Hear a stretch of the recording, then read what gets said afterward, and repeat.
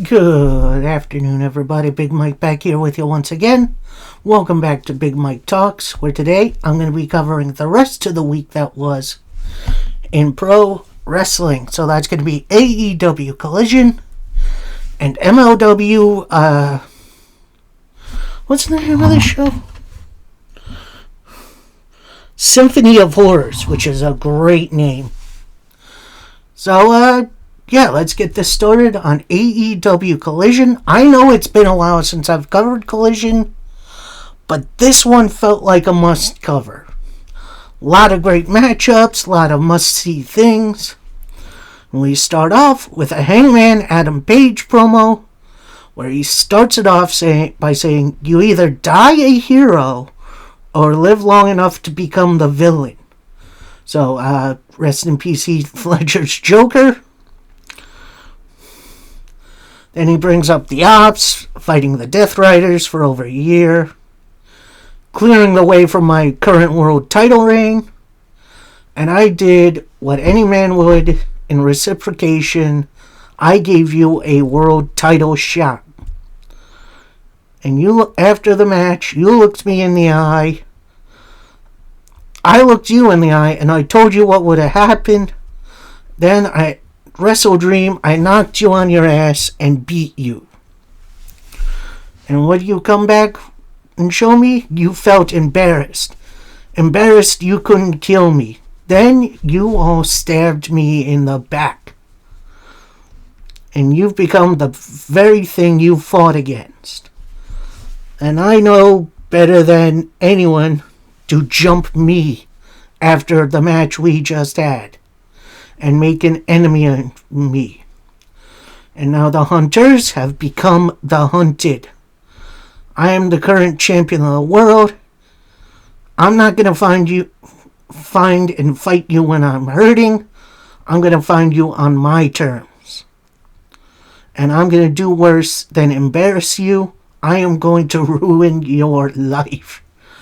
So, yeah, this feels like a mix of Cowboy S-H-I-T Hangman and Pyromaniac Hangman that burned down Swerve Strickland's childhood home.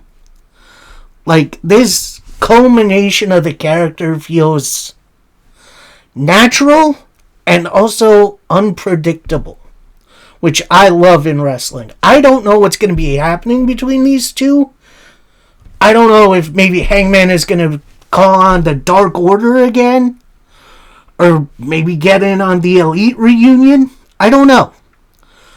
But I know this is going to culminate with maybe Samoa Joe's retirement. I know he's been talking about it too, along with AJ Styles and John Cena and a lot of wrestlers from my childhood, honestly. Or my teenage years. Let's call it what it is. But man, it's sad to see a couple of greats going away. It doesn't feel real. Anyway, we cut from that in-ring promo to a promo outside with the Bastard Pack surrounded by Marina Shafir, Wheeler Yuta, Garcia. I don't think Mox was there, or maybe he was there for like a second and then walked off. Claudio was not there though, which is very strange. Anyway, so Pac front and center with everyone else in the background kind of blurred out.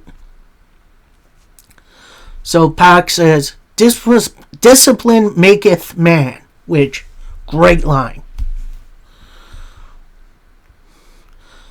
He continues, "This is a war, not a battle. Ishii, the Stone Pitbull. Tonight I am going to smoke you and prove that the Death Riders still dominate this place, whether you like it or not." A solid promo from Pac. I am loving this return.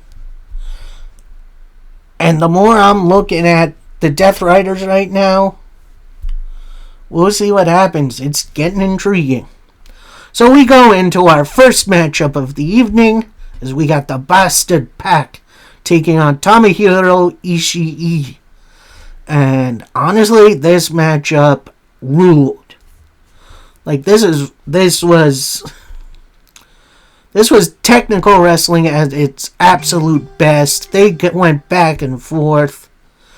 Couple points, we did see Garcia and the other Death Riders who were ringside distracting Ishii, but then Pac would distract the referee so the others could attack Ishii, which, great.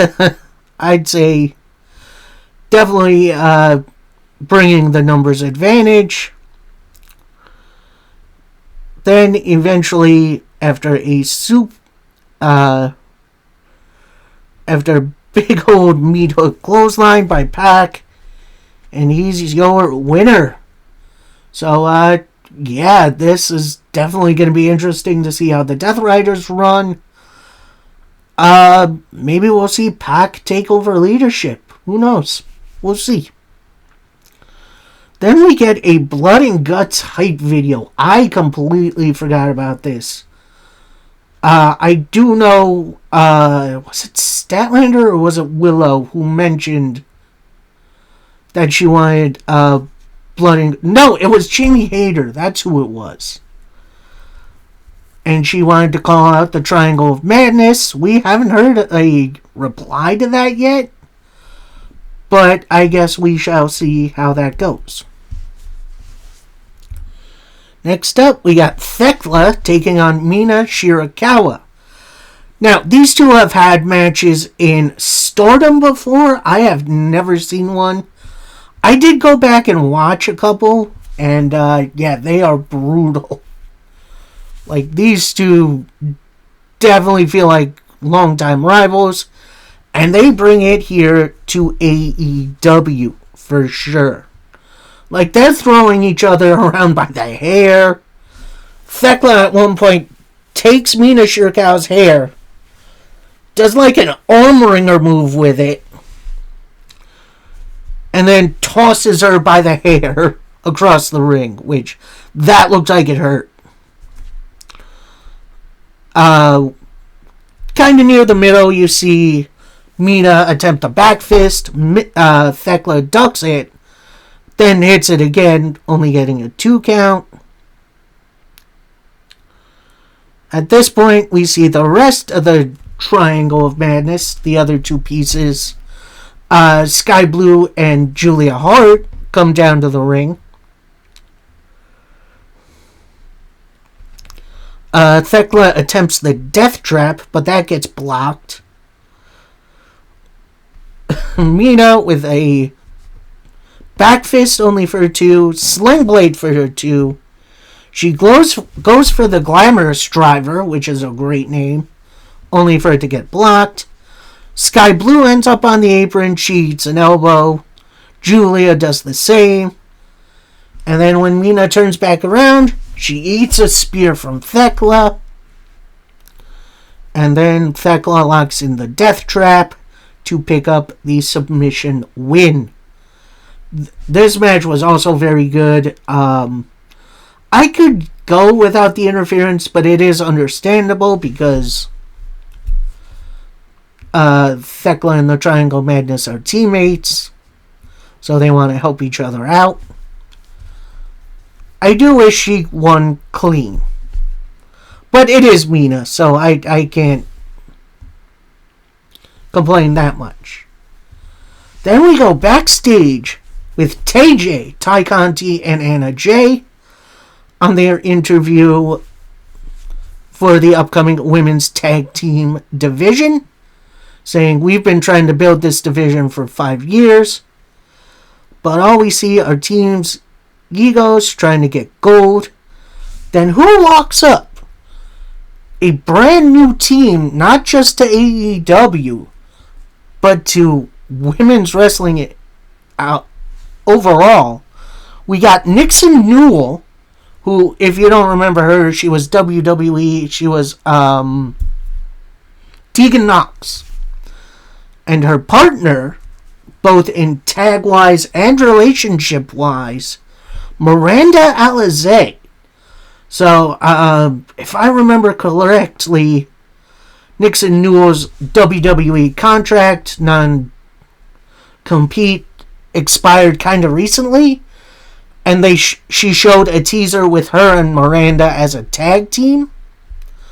So having both of them come into AEW almost immediately is interesting. So Nixon Newell starts off saying, "We are the best team on the indies. We've come here to wear the best wrestle, and we'd like a good challenge." So Anna Jay turns to them and says, "Oh, you really want to fight? You got one next week." So that's going to be an interesting matchup. Can't wait for that. Then we got a weird / kind of dumb segment with MXM TV. So that's Mason Madden, Johnny Mundo, Johnny TV, whatever you want to call him, Ty Conti, and I forget the other dude's name. I'm sorry. So they go into about shutting up the crowd and explaining this matchup, that this is an open challenge to any combination of us versus any combination of opponents. So then Madden pretty much insults the ring announcer a little bit, calling her ugly, which I know it's a gimmick, but that's a little mean. So do the thing, tell us our opponent. So apparently this is a one-on-one contest between Taya Valkyrie and CMLL's Olympia. Now, this is my first time watching Olympia. I don't know how good she is. But she and Ty Conti definitely had some really good chemistry. Really good back and forth. And it was honestly a very quick match, with Olympia winning after a Death Valley driver. Or it could have been an F5. They didn't really say the name of the finish. But, yeah, that was the finish. All nice and quick. Which is a little disconcerting, because I really think Taya Valkyrie could help out the women's division. But it is what it is. Then we got a pretty big announcement for Fright Night Dynamite this coming Wednesday. We got Bobby Lashley taking on Ricochet, taking on Hook, taking on Samoa Joe in a fatal 4-way match for the number 1 contendership for the AEW title at Full Gear. So, yeah, gonna do that nice and quick. Not sure who I really want to win this, because any of these 4 are a good option. Yes, even Hook. So next matchup, a very interesting match. I don't think a first time match, but a first time in AEW match. We got Bounty Hunter Brian Keith taking on the inevitable Ace Austin. And since Ace Austin has come to AEW, he's joined up with Juice Robinson and Austin Gunn? Either it's Austin or Colton. I can never tell those two apart. This match was awesome. Like, this was such a really good back and forth matchup. But after the fold, your winner is Ace Austin. And this brings Juice Robinson and Colton Gunn out for a little celebration. I thought more was going to happen, but I'm kind of glad it didn't. We'll see what AEW holds in store for Ace Austin. Then we got a very interesting Don Callis interview. He's on his own. No other members of the Callis family. Where he says, "Oh, what are you, like a high school gossip? You got siblings back home?" asking the interviewer. Well, families fight, but they still love each other. And with a family of alphas in the Don Callis family, I need to manage it. Okada and Takeshita will be fine, because I lead them. And this is a message to every member of the Callis family. We are going to have a summit this week on Dynamite. Oh, I think this is where the first shot happens. I think this is where we finally get the return of face Konosuke Takeshita. I say return because he was babyface when he first came into the company. And he's kind of been edging towards a feud with Okada, which I am all for. And right before he walks off, he says, I could win a Nobel Peace Prize for this. Kind of a little dig at you-know-who. Anyway, so next up, we got a not even backstage interview. They're in the parking lot from the Outrunners and Dalton Castle. A very interesting little team-up where the Outrunners and Dalton Castle are trying to give their secret to the success. Then off camera, we hear Max Caster and Anthony Bowens just arguing. So Outrunners and Dalton Castle walk up to him saying, look, we're just trying to do an interview here. What's up with you two? So then Bowens and Caster walk off their different ways. Castle and the Outrunners go back to the interviewer saying, alright, let's do this again. Castle thinking it's pre-taped, which is hilarious. And the interviewer says, this is live. So the Outrunners kind of heads in their hands a little bit, walk off, and then Castle looks right into the camera and says, that's the secret to our success. I love this pairing so dang much. These three, honestly, I would love to see them win the trios titles. Like, that's how they're full of charisma and just, it's hilarious. These guys are funny as hell. So next up, this very strange match as Griff Garrison. There's a name I haven't heard in a long time. Who the heck is Griff Garrison? No, I'm kidding. It's a bit. Taking on Hook, who's coming out with Eddie Kingston. Not sure how I feel about this teaming, but as at least Eddie Kingston's on TV. Griff Garrison first goes for a lockup fake out, just kind of dodging out of the way. And then Hook is right on him, right at the bat. After some strikes in the corner, the Frat House, who are Griff Garrison's crew now, which is funny, they're all up on the apron. They eat some Hook shots. But this gives Griff Garrison an opening. He hits an elbow.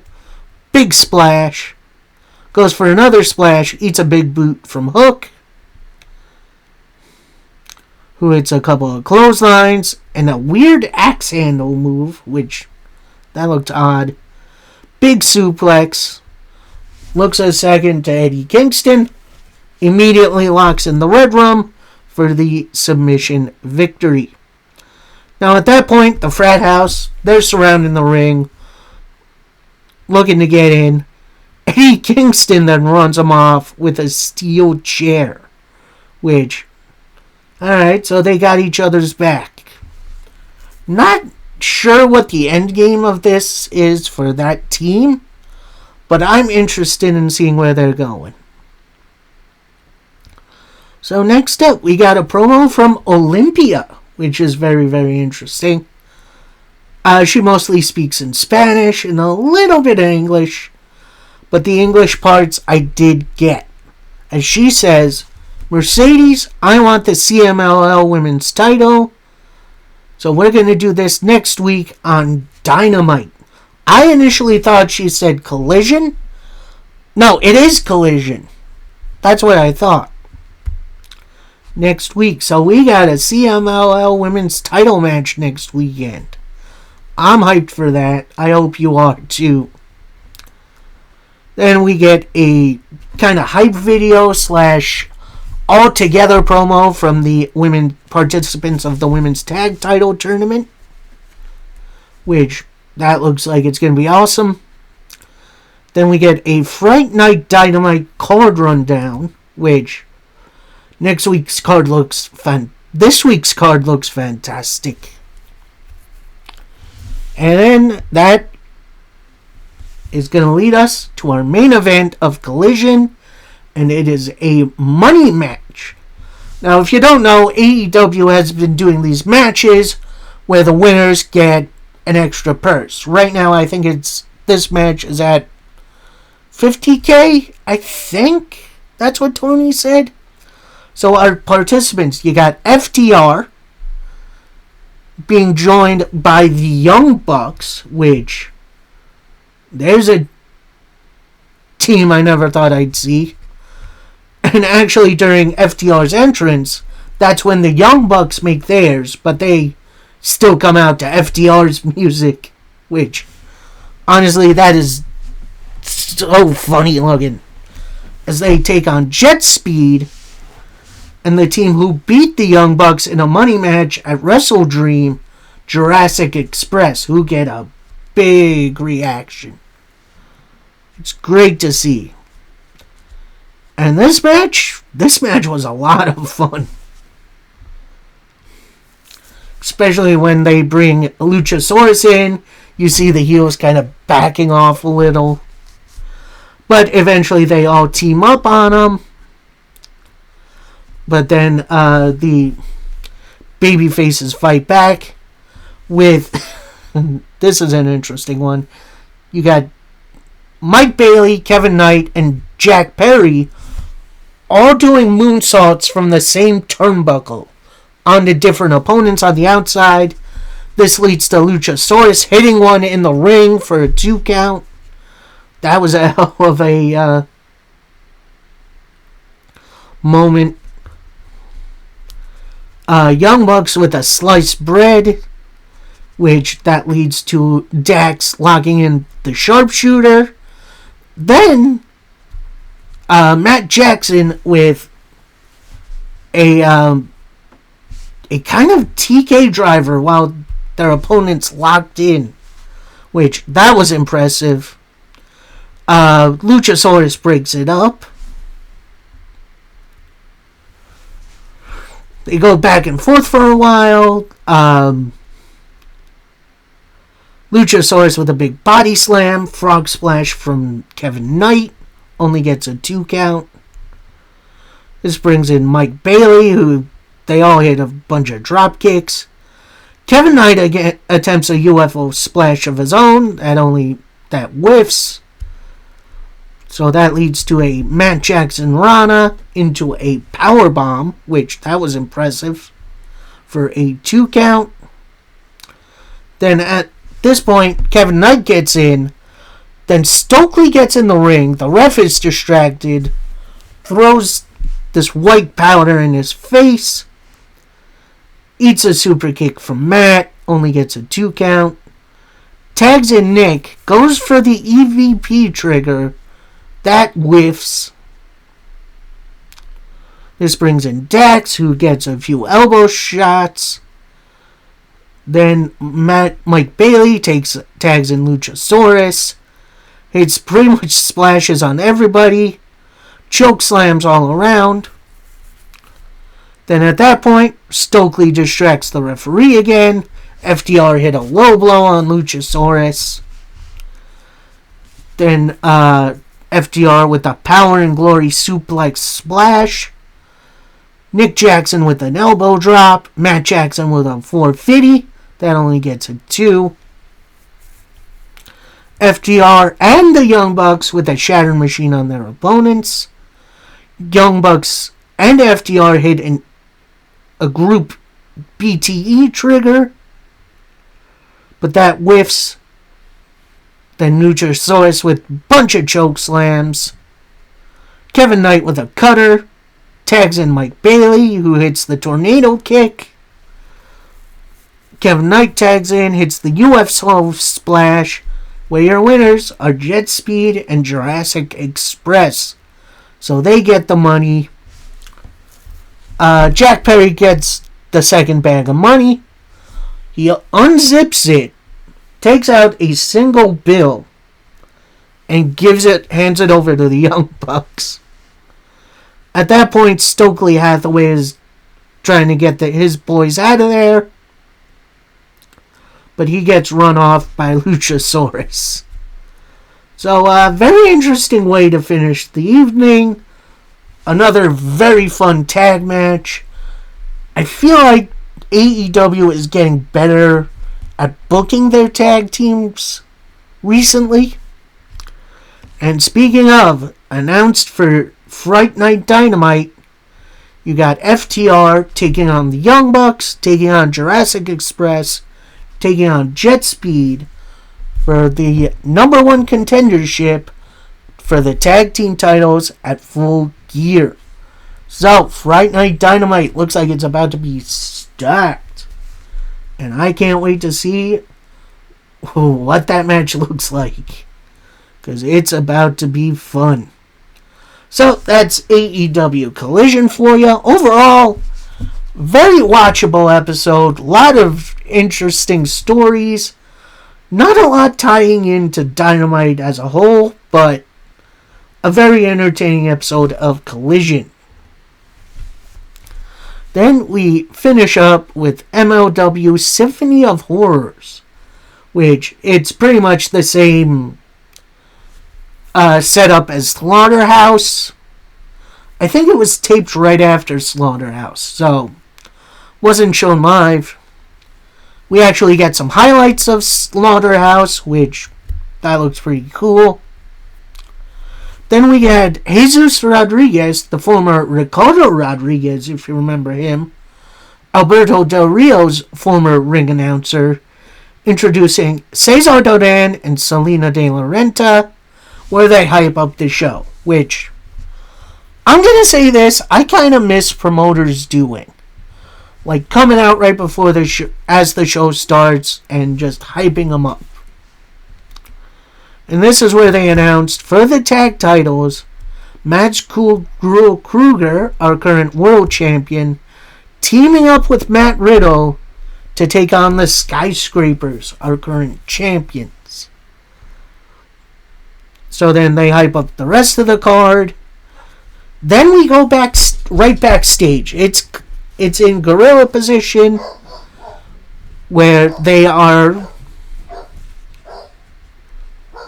Matt Riddle meets them saying, "What's all this? I beat half the roster and no world title match?" So then Cesar turns to Matt Riddle, says, "This match is already made. You're going to get the tag team title shots. If you're an alpha, it's the alpha you say you are. It's easy money. And we're going to see if Riddle can swim if the sharks are out for blood." Nice little line from Cesar Duran. And then Riddle says something about Brock Lesnar's booking, which, dude, what are you doing there? You shouldn't be saying shit like that. Anyway, so that was a very interesting opening. We now go to our opening matchup, and it's for the MLW National Openweight title. We have Atlantis, not Atlantis Jr., Atlantis, taking on Rujillo, I hope I'm pronouncing that right, taking on the champion Blue Panther, not Junior, the OG Blue Panther. And this, to start, it was a little slow to get started, but eventually we did see some good lucha things, including opponents breaking up pinfalls and submissions. But eventually Blue Panther does get the armbar on Rujillo to pick up the submission victory. So a very slow to start, but eventually very quick match. I do wish this was given a bit more time, but understanding the age of two of the combatants, I do understand. that leads to the Contra logo popping up and a Mads Kruger promo. And he's got it all. He's got the black and white graininess. He's got the music going where he says, Riddle, skyscrapers, I'm going to take you down. Your ego is smoke. I took the crown. You're in a storm who doesn't care who it takes. Tonight isn't about gold. It's about execution. And I'll be the last one standing. Then we get a little hype video of the next special MOW is going to have, where it looks like it says it's MOW/Don Gato, which is the weirdest thing I've ever seen. Anyway, then we see Blue Panther in the back. He's got his title over his shoulder, talking with Diego Hill, who he has taken on as a mentee, at least in CMLL, which, that's pretty cool. We then go to our next matchup of the evening as Shotzi making her full-time return. No cast, no nothing. Taking on Brittany Brooks of, I want to say it was Juggalo Championship Wrestling. I'm not sure where she's from. Either way, this was a fun little back and forth match. Brittany definitely got some good stuff in. But eventually, after his superplex senton, your winner is Shotzi. And then we get, for the MLW Gondato special, we got Shotzi and Priscilla Kelly announced for the show. That's all great. I'm ready for that. But then we go back to kind of gorilla position. We see Shotzi move the curtains, walk through them. She was about to say something, but then a masked superstar, and who knows who it could be, it's Priscilla Kelly, attacking Shotzi. So, yeah, either way, it's going to be Priscilla Kelly or it's going to be someone else. Either way, going to be interesting. So next we get a promo, pre-recorded promo from the Good Brothers, Doc Gallows and Carl Anderson, saying, finally, the Good Brothers are coming to MLW. We've had gold on every continent in the world. Dryer, Dijak, we got the power of Don Gato running through our veins. And we are ready for you. So, yeah, it looks like we got our second matchup made for this next show in November. Should be pretty entertaining. Then we get a separate backstage promo from Brock Anderson. If you don't know who that is, that's Arn Anderson's kid, which is very interesting, where he says,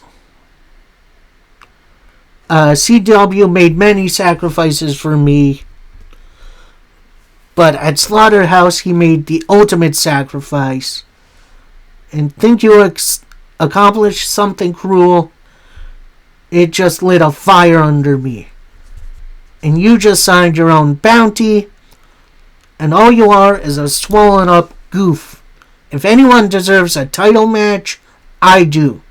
And I'm going to do this my way in a bunkhouse match.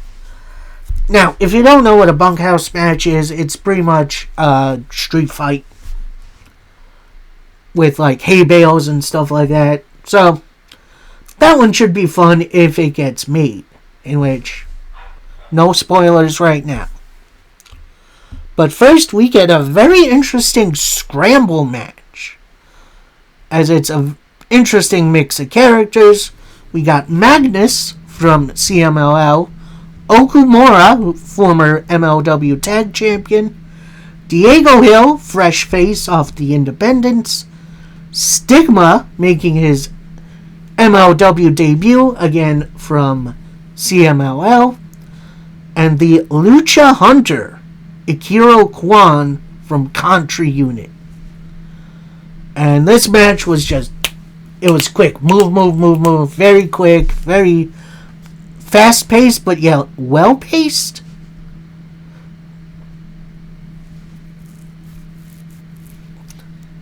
As winner of the match, Diego Hill hits a cutter and then a corkscrew splash to pick up the win. So, yeah, very entertaining matchup. I do wish it was a little slower. Maybe giving a tad bit more time. But then post-match, out comes Blue Panther to celebrate, raise up his arm. So, yeah, that was a fun little matchup. Then we get a video recap of the Opera Cup to see how our participants got there. Then we got Shotzi in the back. She's holding a kendo stick. She's calling out, "Priscilla, I know you're here. I'm not waiting. I'm going to find you and destroy you." So then, we're back in the arena. And then Alex Hammerstone, who I thought was about to cut a promo, the way the announcers were talking, "Oh, this is unannounced.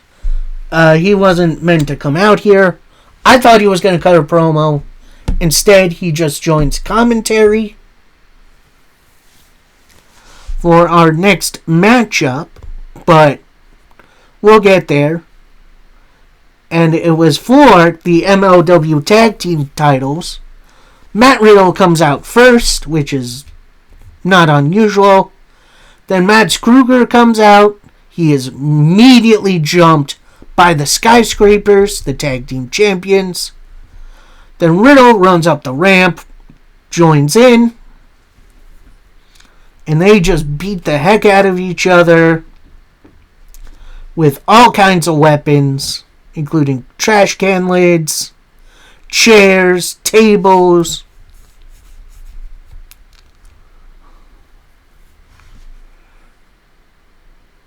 Then Skyscrapers get Kruger in the ring. Bell rings, so the match technically does start. Dijak with a big spear. But then Kruger gets up, hits a reverse choke slam, and then a big splash for a 2 count. Then Kruger goes out of the ring, grabs a table, sets it up. Dryer goes for a suplex, that gets blocked. But then Riddle kind of tags in. He's fighting a little bit with Dryer, gets him on the table, sees Hammerstone at the announce table, goes right to him, and just gets right in his face. That's when Hammer attacks him back, and the winner via DQ, the Skyscrapers. But the brawl isn't over. Everyone's fighting. Everyone's... Riddle and Hammerstone then brawl to the back. Then we see Dryer and Dijak hit a double choke slam on Kruger through a table. Kruger gets back up, goes for a double choke slam himself. That gets countered, and they just brawl in the back. So, kind of a waste of a segment for this matchup. But, I do hope it leads somewhere. Then we get the weirdest Don Gato segment I've ever seen. So we see these workers working in the field, getting the agave ready. Then one of the workers puts down his whatever tool he's holding, and it chops off his toe. And he's just yelling, "Ah, ah, ah." I don't know if that was supposed to be like a Halloween twist or whatever, but that was a little gross. So then we see Selena De La Renta and Cesar Duran. They're in their office. They're talking about whatever they're talking about. Then Shotzi comes in says, I'm going to fight next time. Bring me Priscilla Kelly so I can beat the heck out of her. So that match is already made. We're ready to go. Then we see something kind of interesting. We see Satoshi Kojima, the original MLW World Champion from like the early 2000s, as he receives an MLW Founding Father Award, which, that's very nice. I dig stuff like that. So then we get the MLW middleweight title match as Virus takes on Templario. And this, honestly, was a little bit slow to start, but eventually things picked up again, doing all kinds of good lucha things, with Virus hitting a gory special near the end, only getting a 2. Templario hitting a gourd buster for a 2 count. But then after a dropkick backbreaker combination, your winner is Templario. So, bit of a quick match, but I am happy Templario has this platform. And we'll see what goes on next, as we get a Killer Kross hype video. So he's coming for the next show, making his MOW comeback. Then we see Akira Kwan. He's between two of the gear trucks, I guess, where he says, Cesar, you gotta make this right. Well, I will get my hands on Don Gato. I demand a rematch with Templario for the MLW middleweight title. And this, as he's holding Don Gato's brass knuckles, this stays with me. And he walks off. So if you forget, I think it was the show before Slaughterhouse, we found out someone took Don Gato's brass knuckles, which apparently are legendary, which, whatever. So, it's clear Kwan took them. So, very interesting story development. Next up, we got our semi-main event, and it's an Opera Cup semi-final match, as we have Volador Jr. being led to the ring by his guys. I don't know the team name. I'm sorry. I'll learn it. As he takes on Satoshi Kojima. And this match was really good to start with. But then Volador's guys kept distracting Kojima. But then Volador distracts the referee while his guys can beat the heck out of Kojima. As he was going in for the pinfall, Kojima with a cozy cutter only gets a 2. Then he goes for the big lariat. Volador ducks. Kojima hits the referee. He pins Volador, but there's no ref to count. Then Okumura, who is seconding Kojima, grabs the referee, throws him in the ring. Kojima continues his pin. 1, 2, 2. This brings absolutely everyone on the apron. But it's Okumura who distracts the referee. Volador Jr. with a low blow. And then a backstabber to pick up the win. And then after the match, we kind of get the Spider-Man pointing meme. So it looks like Okumura has turned on Kojima, his once former tag partner. And yeah, we'll see what happens here as we have our first finalist. Next, we see backstage a little commotion as the skyscrapers are just beating the heck out of Kruger. Eventually, security jumps in to stop him. Then we see Cesar Duran roll up. Looks like he's about to put some punishment on all these guys. Then we see Brock Anderson roll up, hit a chair shot on Kruger. Kruger just kind of shakes it off a little, turns around. Security breaks them both up. Cesar then turns to Brock Anderson and says, "You really want him? Okay, in a bunkhouse match." And he walks off, and Kruger chokeslams one of the security guards. So, yeah, that's definitely going to be interesting to see Brock Anderson get his butt kicked.